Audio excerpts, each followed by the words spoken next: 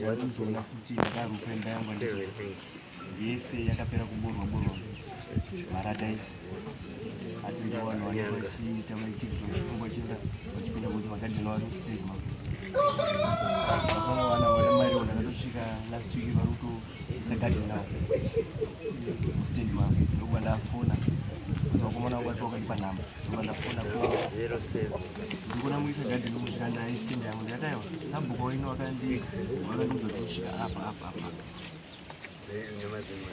zvikanzi aiva isitendi yangu mutariswa kunana marewo nekwandiri kana kuti kune ava nekwauri wachiti igadheni yavo hazviti izvi marata angu ndakabva handisati ndatombopedza kuaka yese akapera kuborwa ese kuti munhu akakwira pamusoro achiborwa akapinda ndofunga mukati boza hapana madhozi zvichiri kuwaka ndofunga akaisa chinhu chiti shapu otanga kubora ese haaiti haachatoti kuda kutobvisa marata ari kwana 25 to 30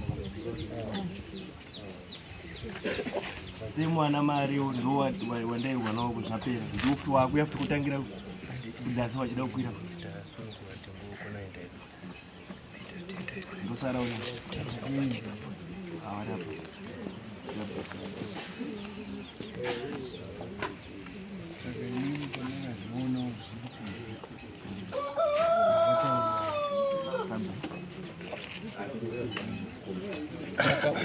uyu mhosva yake kuya panapa ndeye kuti chokana rubora mhosva yake ndeye uyu gadhini ravo vari sekozi wakaramba wachiita maitiko wachipinda pazuvaona rikundokukanganisa pamugongo andizivi kuti ndianapo gadhini navo riri pai pandakafiratidzwa nasabhuku gadhini navo ritori mukati mangu but sabhuku vamboti ngatisetouzomubvisa maybe pandingatangira nyaya yako ndepekudaro mutemo wenyika unoti munhu kana uchisa gadheni takati 30 meters kubva murwizi andiri 30 meters kubva pai kubva murwizi ndo panotenderwa kuti uzotange kuita whatever zvaunodini zvaunoita gadheni ravo riri pai sabhuku maybe ndikadzoka kwamoti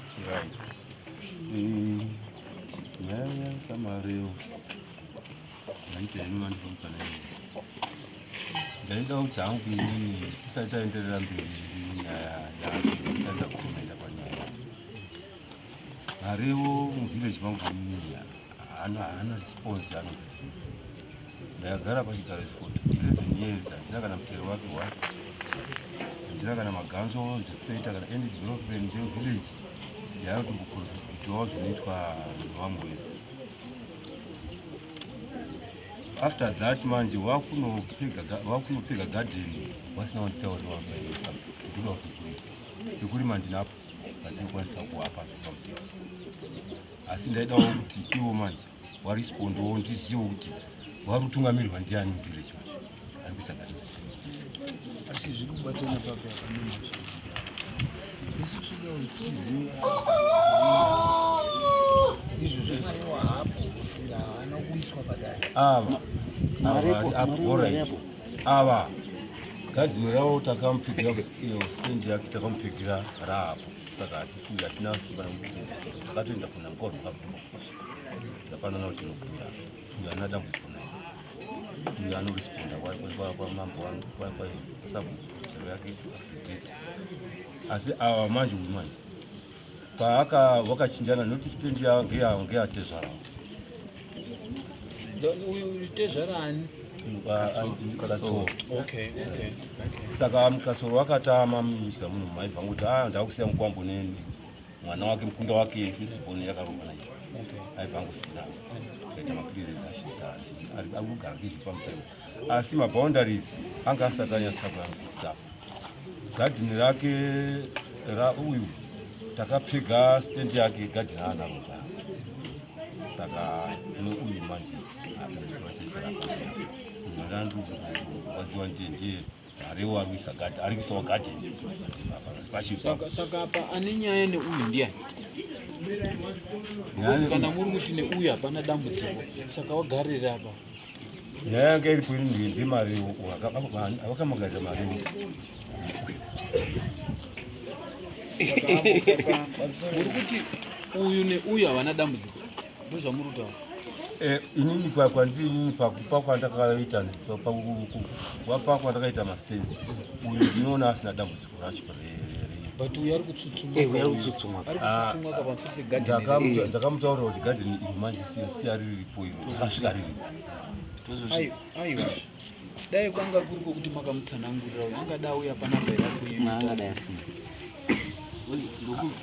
ndakatomutsanangurira ndakatomutsanangurira kana pafoni ndakafona ndikati ndinowasungisireiko ndokumbira uyu takasvika aripo pamugadheni. ndokumbira kubuza chii imi moshaya kana huku dzenyu pana muona munhu ari kuuya ubata nokutoti ndakusemba yangu apa munoti ndiani? imini chamudadaimakaita mungadai makangomutaurira kuti bvisa gadheni yako standimana nemunhu chete. ende uyezve uyu mati pakatanga kugara nemhuro anzani pane musoja ndiye ane mwanasikana akarerwa neuyu. Saka uyu achinjwa nebasa nekuti aisenzera paibhisa. Saka achinjwa nebasa achibva ati ndakuti mukunda wangu nemukwasha wadini wagare pasitendi paya. Saka uyu agara pasitendi paya uyu pamba ine gadheni rake uyu. Ndakanga ndimboripo riri just adjacent neyadhi yake. Saka uyu chatakanga takataura ndechekuti gadheni rake riri kunyanya kuenda murwizi. Ndodambudziko ratakanga takafambira tikamupegera. Uyu handizi takazobvisa here akaenda patakati tiwirirana. Akaita kuti rimwe rwizi. But zvokuzoti yapinda mustendi meuyu manje iyo nyaya haina kudini haina kutaura. Saka uyu paakauya sabhuku angadai akagara neuyu pasi omutaura shamwari pana pazvinhu zvakamira zvakadai. Saka uyu ari kungotorawo kuti gadheni uyu iri kuzasi kwestendi yani uyu. Saka uya kuti manje gadheni rake rapinda mustendi mani mangu. But agreement yakanga iripo pakauya musoja uyu abereka mukunda uyu achipiwa stand wani kutaurana kwanga kaita nani sabhuku pasina kunga azoita transfer kunani kune uyu. Ndosaka uyu ari kucomplain nawo kuti asi ipapo pakanzi kana ndakuwaka ndakugarapo tozoita kuti awa wabvi ndakuwaka kaenda uka because tikawasiya ndopati kuzoona dambudziko racho tozodzoka tonongedzana futi kuzi marata 30 ndinomatenga nei. ai iwewe zvemarata 30 siyana nazvo tichakutaurira kuna unhu anogadzira munhu akabora marata achauya ega iro harisi dambudziko iyo ngatisiye ngati tichakutaurira munhu iye anouya within 2 days anouya uzotaura kuti chamwa ndii ndakadai usamboshupika. Ndosaka tiripo ngatimbotaura iyi yegadheni hayi marata dhondowari anouya nawo akaatakura kuti ndani marata ako aya chamwa ndii ndakadai harisi dambudziko ndo kwedu chaiko iko. Ngatimbotaura iyi yestendi because yemagadheni tikatarisa kumusoro kwake chief patakamboya futi kuno pakakamura kuti ndikanzwisisa awo ndosemufutano wako yani kudzasi futi yanyaya manje kuti sabhuku mukunzwa iri kuchemwa nemukomana nemupogadzirisa sei kuti dambudziko racho ridini. Ndoyatinotaura yetu kana muchipana vanhu mayadhi panai nzira handitika nyaya yekupfuura nepamba pemunhu haisi right. Handiti muri kuona nhasi izvizvi mukomana ari kufunudza kuti ndeuyu akaboora marata. Handitika munhu akanzwa kuti vanhu havasi kuwirirana ndobva kuti rega ndindodai kuti wakwesherana. Handiti muri kuona munhu ari kuseri kwete kuti wanzi uyu ndiye zvaakaita. Saka nyaya yekuti siyai mapaseji yani nyaya yekuti ndikapiwa yadhi yangu ndikafenza hapana chapinda muyadhi mangu uko ndiko ri muyadhi mangu manje takutangira ipapo. But nyaya yekuti umwe anopfuura nemuyadhi momwe umwe anopfuura achidai handiti muri kuona zvakuitika. But kana tiri kuzvitaura vanhu haoni zviri kumberi vanoona zviri papa but yadhi yangu chii handiti asi honei zvakuitika nekuti uyu akususpekta uyu kuti ndiye akaboora marata. But uyu nyaya yacho pamwe atodino hatoizivi anoboora marata acho pakuti mapaseji aripo uye nzira apapa gara paine nzira takatosiya nekisingoa. Saka munhu ari kuzopinda achiboora panenge ari kutsvagirwa hausi kugarapo here hausoda kugarapo asi honeka kuti munhu kana achipinda muyadhi momumwe panenge paine nzira nzira itoripo kupfuura nemuyadhi ipapo takatiwaiza uyu manje mukere kuti no unoziva ri kana uchikwaisa structure kwakudawo security yobatsira kwakudawo munhu anogara ipapo because pane structure pane fence pane chi saka tinofanira kuti tingofambe tichingobatsirana sabhuku newewe munhu but zvinoitika usiku. munhu akanonoka kuya kuzogara harisi dambudziko ende haisi advantage yekuti vanhu tikanganise musha munhu because hasipo. Munhu unofanira kuremekedzawo chakabudira munhu ziya. Ungabvira kuya kokobora marata. Vanhu ivo vari kuita izvozvo manje ndivo vakamakana naizvi vakamaka. Vanomaka aite sei munhu asati akugara muno. Umaka munhu asati akugara muno kwakazogara muno munomugoshazi. Tikita kutotarisa izvozvo vanhu vari kumubhandaraisa vari kuita izvozvo manje uswera imumai ndivo vari kuita izvi. Inoita kungofungidzira. Saka muri kufungidzirani manje kuti akaita ndiki? Zvinonesa kuti usina kuona. Ndachida kubatsira hangu panyaya yekuti stand yakapiwa Prince. Nyaya yemagadheni kuti vanhu asabhuku yekuti uyu mukoma Tawanda akanofenzera munyadhi maPrince. Magadheni aya takasoapiwa kudhara. Vana mai vana sekuru Stephen vari makomiti ekwakadzima. Vana mudhara Nyaguru, vana mudhara Jairos ndo vakatipegera magadheni aya. Tarima tine vana pana namai Tembi nanamai Sinari. Munongoziva kuti ukaramba nemukadzi hauzogoni kuenda kugadheni. Gadheni robva ragara riri. Saka vanhu ivavo kana mukabvunza vanhu vari mumagadheni ikoko, uyu akazopiwa stand magadheni aripo. Saka uyu akazoenda kunoisa waya mukoma kuti aise waya pagadheni rake nokuti aane mukadzi ari kumba. Ndo zvakangoitika. Sabhuku wanga wasipoba mazuva acho. Asi isu hatingati sabhuku wanga wasipo sekuti varipo. Waitofanira kutanga vagadzirisa nyaya isina kutomboya kuno. Prince akatitora takaenda kuna sabhuku. Tonyatsotsanangura nyaya yacho mamiriro yazvakaita. Magadheni ndedu takasotopuwa kudhara. Ndatenda. Inini ndoda kutaura zvishoma. Inini gadheni rangu neyadhi yaPrince pane pasi. Ende poo rake reyadhi yake riri kure negadheni rangu. Nditi tiri bwipapa tikabva takadzika papa. Tudzika soka. Pani kuti uzasikuyo. Ndizvo. Ndipo akazi ndipo paita kona pota kadaiswa pasage ufa kuti pasage yadhi kusoro negadheni renyu. Ndicho pani pasage baba. Ndo pane pasi. Saka pamutora ipinde pamutora. Amene andichadziwa zvinhu zvarula kuti akuda kupfeka patsva here kana kuda kuitwa sei. Kechipiri kana arufungira inini kuti ndindakaboora mara nopa mupe 5. Aende neni kumutemo. Aiwa, imimi makutomhanya. Uyu anomboti ndini. Hatinombonzosokora kada. Ndima kutomhanya. Pabuda murume kuti vanhu vandiri kukana navo. Pabuda murume kuti vanhu kukana. Saka akuita suspect. Vanhu vari kunetsana. Arikupuma. Pakaitika chakaipa kandotarisa muno. Bwe zvakatofanira zvaakaita muka kuti akasvika vanhu vari kuisa waya handiti. Iye auya kunomhangara kuno wobvisa mapo waya aiswa simende ni. Semunhu wakangwara zvawaita izvi kuti tiye tigadziriswe padare. Dai usinobata mapo aya usinorasa bhara reconcrete zvawakaita.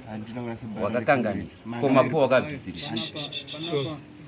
Panapa hatidi kumataurire iwawo. Panapa kana tauya panapa tauya kuti tizogadzirisana. Kana muchigona kurwa togona kumbopa ground mumboenda kunze uko mumborowana kana maneta muzoya todini. Panapa haparwiyo but ndipe kuti tigadzirisane. Hakusi kuti panapa tinogona but tiripo nekudini kudzora. Tiripo nekudzorana pakasika zvakanaka nekuti mukatadza kuwirirana ndimi wagarisana. Muchaitana sei? Kuita next door to next door chinhu chakaoma kana musingawirirani. Saka sabhuku nyaya iyi handizivi kuti muchaita sei. Ini ndotoisira kwamunhu kuti uyu zvaari kutaura, uyu zvaari kutaura, uyu zvaari kutaura maigadzirisa murunyararo. Vakaisira chandinokwanisa kuti nditaure pari nhasi ngekuti gadheni kana achida gadheni anoenda kuna sabhuku. Nokuti gadheni iri manje tine mameasurements atinawo ai30 dzamataura idzi kubva murwizi kuenda pasaka paground out. Tinozotora futi another 30 meters dzegadheni kuita 60 meters from the river. Ndipo papa tinofuna kuti tabva pa 60 meters musango anenge azinzvimbo dzemastand. Saka gadheni ravo riri kutaura rari kwamariwo manje vakabva murwizi vatora ma70 meters vasvika kubata stand which inini ndakamuti ndikati sinda kusinzira guroku kuzasi kwacho apa pasara apa ndipo unoiswa gadheni rako kana kuti ndipo unogumira ipapa. Manje ava vakabva vabva murwizi maigumira magadheni kare vaibva vaenda kuground riri kumwe. Havana marewo. Vakadarika mugano wemagadheni. Wana marewo wakadarika. Wakadarika nzvimbo mameasurements emakati. Saka mune makuchienda saka mareo ndio anoita adjustment. Ndio inoita adjustment. Aiwa makati angari kwasangari angari murwizi angasiri kukunze tinodzora. Vanongoita adjustment. Dai vakauya vana mareo vachiti hanzi tiri apa pekuisa gadhi ingadai takagadzisana zvakanaka. Hata vakafanana nemagari. ngatitangire ipapa. Saka chatiri kutochema kuti naiwo manje mareo wacho manje respect wasabu. Ya ipapo tatuti tichada kupa uya ngatimbopedza garden. Bozi toda kuti tipedze mukomana we asi mukachiti ndabatsirwa. Panyaya yake yaari kutaura. Unokwanisa kundomubatsira here zvinomubatsira zvinoita adjustment yegadhi chete. Unotaura zvauri kuda tinzo kunasa bhukuti tizosara panapa tichiziva kuti mukundogadzira nyaya yakati. Inini gadhini rawo handiri mbuzi mnyama mukatarisa panemba yangu kutarisa uchigara hapana kana kufunga panosvika mberi kwemoto mberi ndopato negadhini saka yadhi yangu iri papo. Ini pandakaradzwa nasabu wakatopinda chaiko pawakakanya zvidhina ndokwakunzi gadhina even pawakakanya zvidhina zvavo handinombovabvunza. So saka pakaitwa maadjustment ataura nasabhuku zvinenge zvaraita. Zvinenge zvaraita.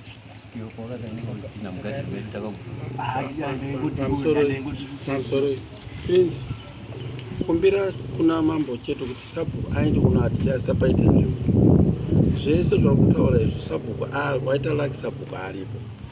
Sabhuku kana aripo ndiwo wauri kutanga kuudza zvekutaura nachangamire ndizvo chaizvo wokupiwa mukana kana nzvimbo iripo yekuti ukwane kudii ausati wagara pandete. Vari kuramba demo rekuti ukasvika nedemo mumusha unobva wanzi uri mhondi. Saka svika zvakanaka. Iwewe zvavari kutaura changamire ndizvo wari kutuma sabhuku kana asina kuzoekita zvataurwa nachangamire ndopaunouya kuzoti hapana chiri kuekitwa ba panzvimbo yako wadzoserwa nzvimbo yako zvatonzwisisika kumunhu wese. Yako yapera tochienda kune yamareu iri kutaurwa nasabhuku kuri kunzi imimi whatever zvese zvinoitwa muvillage hamusi kukombulaya ba zvinoitwawo nevamwe amene kuti chokwadi pamusoro hati handingagona kupindura pabhodhi iyo yakutoda mukoma wacho azvipinduri ini ndakazvimirira iyi ndinoita asi chimwe chiri kunetsa mukahu pane nyaya muganu kusitendi uko yekunyauko pamakau pakaita hondo nemunhu anonzi Martin Gumi. Ipapa hapana kugadziswa pana nhasi ari kutorimo mumunda macho musitendi macho imomo. Aiwa tabuda munyaya.